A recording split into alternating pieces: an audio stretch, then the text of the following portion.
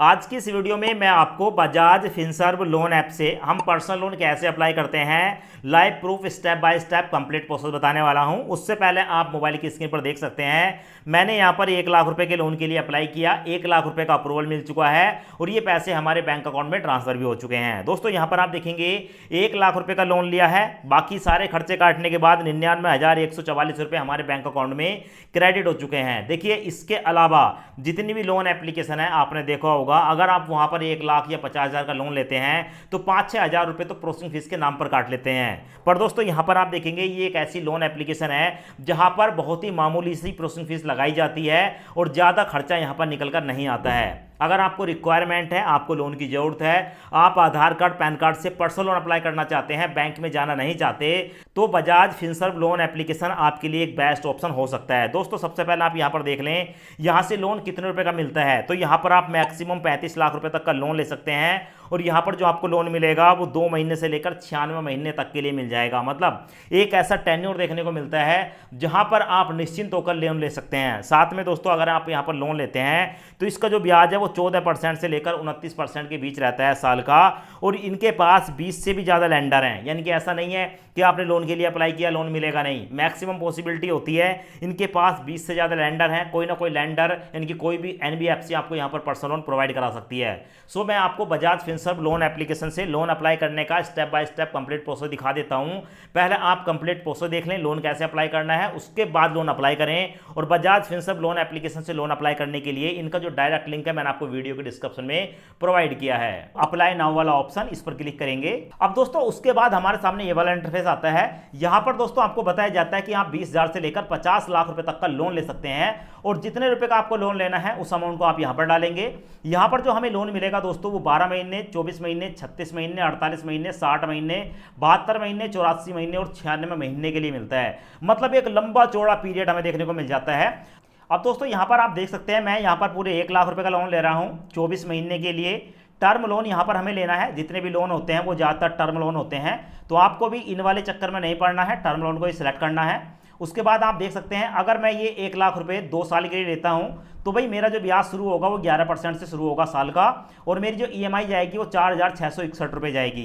तो भाई इस लोन को लेने के लिए अप्लाई पर क्लिक करूंगा। अप्लाई पर क्लिक करने के बाद हमसे पूछा जाता है मोबाइल नंबर, अपना मोबाइल नंबर डालूंगा, गेट ओटीपी पर क्लिक करूंगा।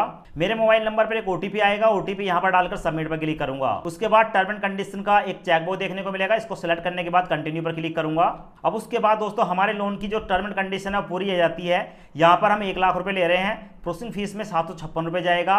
टोटल जो लोन हमारे नाम पर चढ़ेगा 1,756 रुपए चढ़ेगा और हमारा जो लोन होगा वो 1,756 का होगा। इसका जो रेट ऑफ इंटरेस्ट है वो 11% बताया है और हमारी जो मंथली ईएमआई है वो 4,696 रुपए है और 24 महीने के लिए हमें लोन मिल रहा है। टोटल चार्ज की बात करेंगे 756 रुपए है। अब उसके बाद लोन लेने के लिए अप्लाई पर क्लिक करूंगा। उसके बाद हमारे सामने ये वाला इंटरफेस आएगा। यहां पर हमें बताया गया है कि भाई आप 1 लाख रुपए का पर्सनल लोन ले रहे हैं 24 महीने के लिए, जिसकी ईएमआई 4,696 रुपए जाएगी। आप अपना फुल नेम बताएंगे, उसके बाद अपना जेंडर सेलेक्ट करेंगे, अपनी डेट ऑफ बर्थ बताएंगे, अपने पैन कार्ड का नंबर बताएंगे, अपना यहाँ पर जो है एम्प्लॉयमेंट टाइप बताएंगे, आप सैलरीड हैं, सेल्फ एम्प्लॉय हैं, अपना पिन कोड बताएंगे, अपना शहर बताएंगे और 2 चेकबॉक्स देखने को मिलेंगे। इनको सेलेक्ट करने के बाद कंटिन्यू पर क्लिक करेंगे। उसके बाद प्रोसेसिंग स्टार्ट हो जाती है और हमारे सामने आता है इनकम वेरिफिकेशन। उसके बाद आपको देखने को मिलेगा कंटिन्यू वाला ऑप्शन, कंटिन्यू पर क्लिक करेंगे। अब उसके बाद दोस्तों यहां पर आप अपने बैंक को सिलेक्ट कर लेंगे, जो भी आपका बैंक है सिलेक्ट करेंगे। उसके बाद कंटिन्यू पर क्लिक करेंगे। उसके बाद यहां पर आपको चेकबॉक्स देखने को मिलेगा, इसको सिलेक्ट करने के बाद गेट ओटीपी पर क्लिक करेंगे। अब उसके बाद हमारे मोबाइल नंबर पर एक ओटीपी आएगा, ओटीपी यहां पर डालकर प्रोसीड पर क्लिक करेंगे। अब उसके बाद दोस्तों यहां पर हमारा बैंक देखने को मिल जाता है, यहां पर अप्रूव पर क्लिक करेंगे। उसके बाद दोस्तों यहां पर हमारा बैंक देखने को मिलता है, चेकबॉक्स को सिलेक्ट करेंगे एंड अप्रूव पर क्लिक करेंगे। अब उसके बाद हमारे सामने ये वाला इंटरफेस आता है। यहाँ पर कंपनी का नाम बताएंगे, कंपनी किस टाइप की है वो बताएंगे, आपकी जॉब प्रोफाइल कैसी है वो बताएंगे, अपनी एक वर्क ईमेल आईडी अगर है आपके पास तो डालेंगे। उसके बाद टोटल वर्क एक्सपीरियंस आपको कितने साल का है वो डालेंगे और your total monthly loan EMI, अगर अब से पहले कहीं से लोन लिया है तो उसकी ईएमआई कितनी है वो बताएंगे और उसके बाद दोस्तों कंटिन्यू पर क्लिक करेंगे। अब उसके बाद हमारे सामने आता है ऑफिस एड्रेस, तो ऑफिस का एड्रेस डालेंगे, सेक्टर डालेंगे, गांव विलेज वगैरह है वो डाल देंगे, कोई लैंडमार्क है वो डाल देंगे, आपका जहां पर ऑफिस है पिन कोड डालेंगे, सिटी डालेंगे। उसके बाद कंटिन्यू पर क्लिक करेंगे। अब उसके बाद यहाँ पर अपने आधार कार्ड का नंबर डालेंगे, नेक्स्ट पर क्लिक करेंगे। आपके आधार कार्ड के साथ लिंक जो मोबाइल नंबर है उस पर एक ओटीपी आएगा, ओटीपी डालकर सबमिट पर क्लिक करेंगे। अब उसके बाद अपने डिजी लॉकर का सिक्योरिटी पासवर्ड डालेंगे एंड डन पर क्लिक करेंगे। और उसके बाद दोस्तों यहाँ पर देखने को मिलेगा वेरीफाई और डेट ऑफ बर्थ, अपनी डेट ऑफ बर्थ डालेंगे एंड कन्फर्म पर क्लिक करेंगे। अब उसके बाद दोस्तों देखने को मिलेगा choose a security pin avoid sense, यहाँ पर आपको देखने को मिलेगा। तो यहाँ पर आप कोई भी एक सिक्योरिटी जो है पिन बनाएंगे अपना और उसके बाद डन पर क्लिक करेंगे।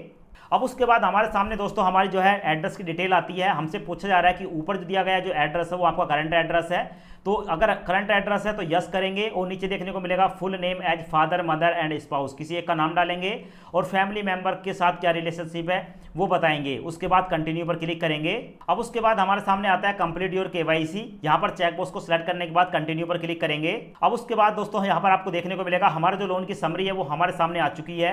हमने यहाँ पर 1 लाख रुपए के लोन के लिए अप्लाई किया है, प्रोसेसिंग फीस में 756 रुपए है। टोटल जो लोन का अमाउंट है वो 1,0756 रुपए है, प्रोसेसिंग फीस में 756 है, स्टैंप ड्यूटी 100 रुपए है और ईएमआई हमारी 4,849 रुपए है। कहने का मतलब है दोस्तों कि यहाँ पर अगर हम 1 लाख रुपए का लोन लेंगे तो हमारे बैंक अकाउंट में ट्रांसफर होगा 99,144 रुपए। इस लोन को लेने के लिए कंटिन्यू पर क्लिक करूंगा। अब उसके बाद हमारे सामने आता है बैंक डिटेल। अब दोस्तों यहाँ पर देखने को मिलेगा ये जो पैसे हैं हम जिस बैंक में लेना चाहते हैं उस बैंक की डिटेल डालेंगे। यहाँ पर देखने को मिलेगा ऐड अकाउंट, इस पर क्लिक करेंगे। अब उसके बाद हमारे सामने आता है बैंक अकाउंट वेरिफिकेशन, यहाँ पर अकाउंट होल्डर नेम बताएंगे, ठीक है। उसके बाद आईएफएससी कोड बताएंगे, अपने अकाउंट नंबर बताएंगे, आपका सेविंग अकाउंट है और उसके बाद कंटिन्यू पर क्लिक करेंगे। अब उसके बाद दोस्तों यहाँ पर देखने को मिलेगा बैंक अकाउंट वेरिफिकेशन सक्सेसफुली और यहाँ पर हमारे बैंक की पूरी डिटेल देखने को मिल जाती है। तो यहाँ पर आप देख सकते हैं दोस्तों इस बैंक में हमारा पैसा जाएगा और उसके बाद देखने को मिलेगा एप्लीकेशन सबमिट सक्सेसफुली। जो एप्लीकेशन है वो हमारी सक्सेसफुली सबमिट हो चुकी है और यहाँ पर हमारे लोन की पूरी डिटेल यहाँ पर देखने को मिल जाती है। अब दोस्तों यहाँ पर थोड़ा सा स्क्रॉल करेंगे। अब उसके बाद थोड़ा सा स्क्रॉल करने के बाद हमारे सामने आता है डॉक्यूमेंट वेरिफिकेशन। अब उसके बाद होता है क्या है कि भाई इनका जो ये रिप्रेजेंटेटिव है ये आपसे आपके फोन नंबर पर बात करेगा और आपसे कुछ डिटेल पूछ सकता है, जैसे आपका पैन कार्ड वगैरह देखना, कुछ और पूछ सकता है। और कई बार होता क्या है कि अगर आप बड़ा लोन लेते हैं तो आपके घर पर भी ये विजिट कर लेते हैं। बाकी सब कुछ हो गया है। और दोस्तों इतना कुछ हो जाने के बाद ये जो पैसा है 1 दिन के अंदर, 1 से 2 दिन के अंदर आपके बैंक अकाउंट में ट्रांसफर हो जाता है।